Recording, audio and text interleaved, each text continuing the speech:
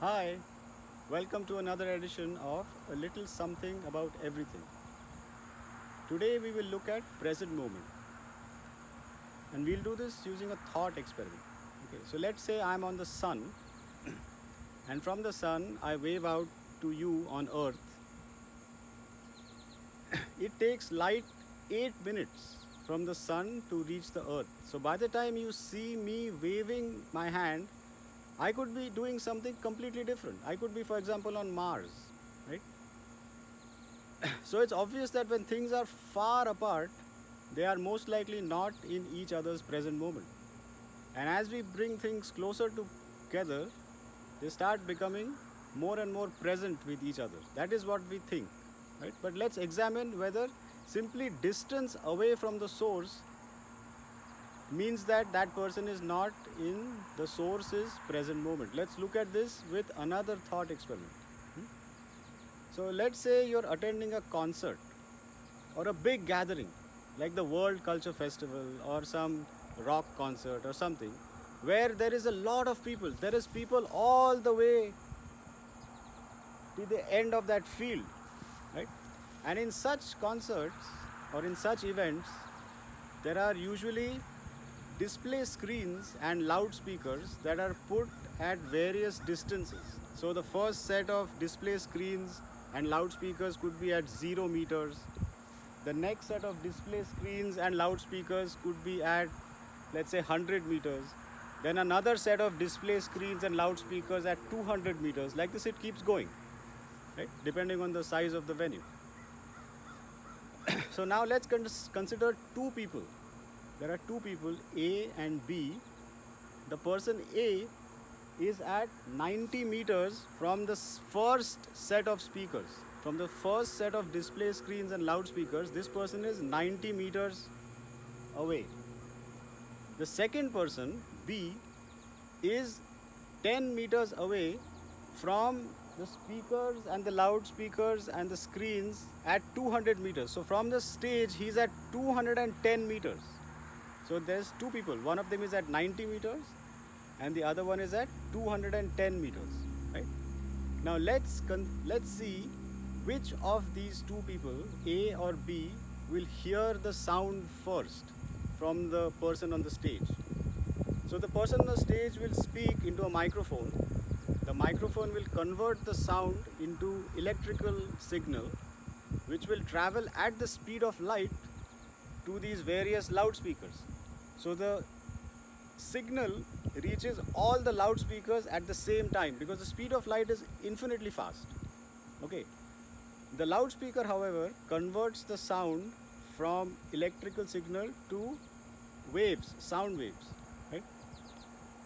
So now the person who is 90 meters away is listening to sound waves that are traveling for 90 meters from the first set of speakers.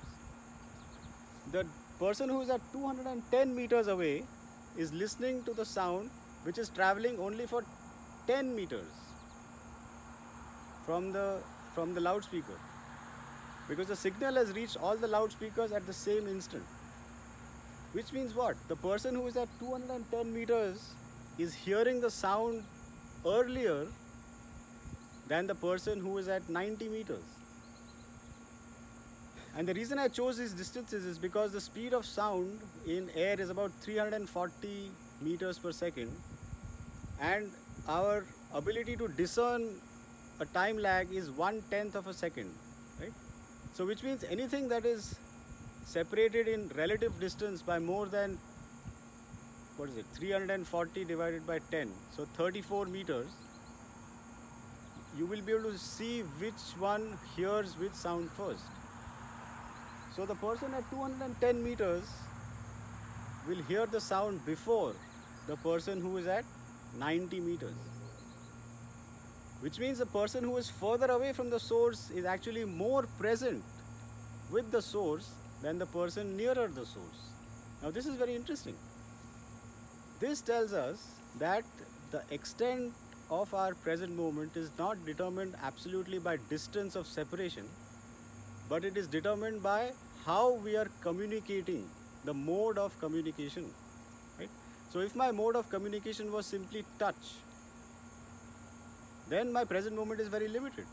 It's about how much my hands can go. That's my present moment. If my mode of communication is sound, then my present moment is maybe 25 meters, because after 25 meters the sound doesn't go further and it just dies out, so nobody can hear. If my communication is based on sight, then it depends on how far can I see in one line. That is the extent of my present moment, right? So it turns out that if we use the speed of light as our mode of communication, then the extent of our present moment is about 1.5 diameters of the earth. So you take the earth's diameter, multiply it by 50%, and that size of sphere is what is encompassed by the present moment, dependent on the speed of light. Which is why Zoom calls and phone calls are possible on earth, because the size of communication, the size of the zone of communication is less than the critical radius determined by the speed of light, which is why instant communication is possible on earth. If the earth was, let's say, 10 times larger, we could not communicate on earth instantly on Zoom using the speed of light. Yeah. The most interesting part is it is possible to transcend even light as the medium of communication.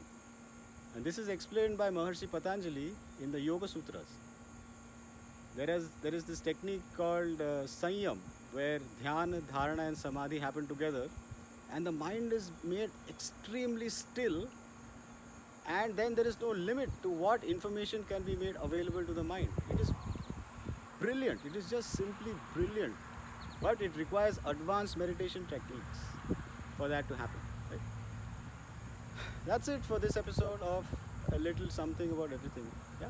Let us know in the comments how you like this, and we'll see you on the next one. Bye.